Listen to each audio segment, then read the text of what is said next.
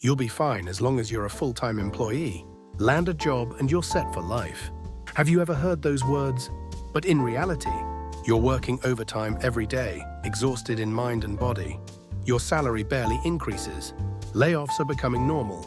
And yet, people still say, full-time employees are respected. Doesn't that feel wrong? Today we'll ask, why did full-time employment become something to admire? And more importantly, how has AI opened the door to a completely new way of living? Chapter 1. What is a full-time employee, really? Surprisingly, the term full-time employee has no strict legal definition in Japan. Generally, it refers to someone who works full-time with an indefinite employment contract. But in reality, there's a huge gap between full-time and non-regular workers. Take Mr. Tanaka and Mr. Suzuki working in the same office, doing the same job. Tanaka is a full-time employee. Suzuki is a temporary worker. Bonuses, promotions, paid leave, parental leave. Tanaka gets it all. Suzuki, none of it. That alone creates an atmosphere where Tanaka is respected. The system itself assigns value to job status, not ability. Chapter 2. Post-war Japan was in ruins. In 1945, Japan was devastated by war. There was no food, no resources, no jobs. To rebuild the nation, corporations stepped up. Major companies like Toyota, Hitachi, and Matsushita treated employees like family. They offered company housing, built cafeterias, even arranged company vacations. A former Hitachi employee once said, "The company gave me housing right after I joined. My wife stayed home and co-workers helped raise our kids. It truly felt like entrusting my life to the company." This marked the beginning of Japan's unique corporate family system. Chapter 3. The myth of work hard and you'll be rewarded. Companies sent a clear message. Be loyal and we'll take care of you. Your family, your future, your retirement. This was backed by the seniority-based promotion system. Take Mr. Sato, who worked at Mitsui & Co. for 30 years. His salary rose steadily. By his 50s, he earned over 12 million yen a year. He got a retirement bonus of 30 million yen. His home loan was paid off. His kids went to college. He enjoyed a peaceful retirement. Schools taught. Get into a good university. Get a good job. Life will be safe. Thus, the myth that full-time workers were winners took hold. Chapter 4. The bubble years when full-time workers were treated like heroes. In the late 1980s, Japan's economy boomed. Companies made huge profits and spoiled their full-time workers. Bonuses of 1 million yen in summer, overseas training programs, luxury cars, home subsidies for houses in Tokyo. Getting hired meant you'd won at life. People genuinely believed it. Chapter 5. The collapse and the trap of non-regular employment. In 1991, the bubble burst. Profits vanished, and companies cut labor costs first.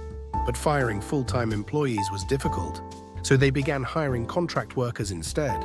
Mr. Yamashita, who worked as a temp for 10 years, recalls, "They told me I might get promoted to full-time. But 10 years later, nothing changed. Same job, but the benefits? Worlds apart." Companies had created a convenient pool of disposable labor. That was the real role of non-regular employees. Chapter 6. How the system manufactured respect. To make full-time workers feel more special, companies deliberately created unequal benefits. Only full-time staff got promotions.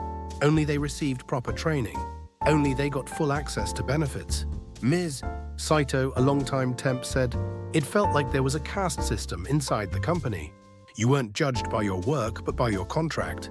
The structure normalized built-in discrimination. Chapter 7. When full-time turned into a trap. Time went on, and the once coveted full-time role became for many a nightmare. Working until the last train, getting scolded for taking paid leave, unpaid overtime as the norm. Mr. Ogawa in the ad industry collapsed from overwork. He had fewer than 90 days off per year. No overtime pay. His boss said, "Be thankful you're a full-timer." Is that what security looks like? Chapter 8. Young people have started to wake up. Gen Z and millennials are saying it out loud. Is being a full-timer even worth it? On social media, quitting full-time jobs is trending. People are going freelance, starting side businesses, making money online, launching their own brands. For them, full-time employment is no longer the goal. What they seek is freedom over their own lives.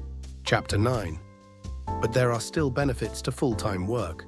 To be fair, full-time roles still offer real advantages. Full social insurance, parental leave, caregiving leave, easier credit approval and mortgages. Japan's legal system still favors full-time workers, but those benefits come with limitations.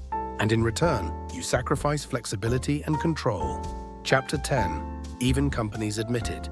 Job security is dead. Corporate leaders are now openly admitting we can't guarantee lifetime employment anymore. The head of Cadenrin said it. The CEO of Toyota said it. And yet, people still cling to the myth of job security as full-time workers. But now something has changed. A revolution has arrived. Chapter 11. AI has given us a new kind of freedom. ChatGPT, image generators, video editors, voice synthesis, spreadsheet automation. AI can now handle many of the tasks full-time workers once did. But this isn't about AI taking jobs. It's about AI liberating people. One woman quit her job as an office worker. Now she writes blog posts with ChatGPT, designs with Canva, earns money through side gigs. Thanks to AI, I can do everything on my own. I have more time and more income. I've never enjoyed life this much. Meanwhile, others are using AI tools while staying full-time, running a YouTube channel after work, publishing picture books with AI on weekends, editing and selling articles on Note using ChatGPT. It's no longer full-time versus freelance. Now it's full-time and freedom. Ending, what will you choose? Today, full-time work is no longer a status symbol. The question is, what kind of life do you want? Do you want to be protected by a company? Or do you want to build your future by your own rules?